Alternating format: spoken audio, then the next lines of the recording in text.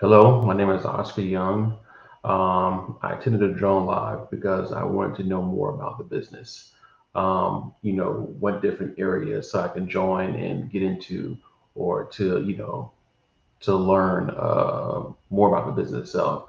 Um, Pretty much the information I've gotten thus far is amazing. A lot of things I didn't know, especially about marketing. Things your do's and your don'ts. Basically give the things why business fail.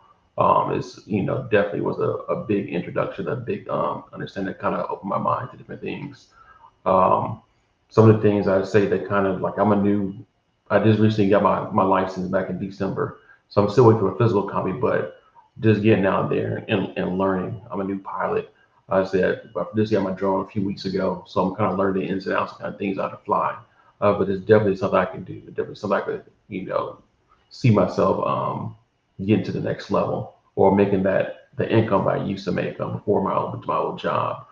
Um, like I said, I've enjoyed everything thus far. It is amazing.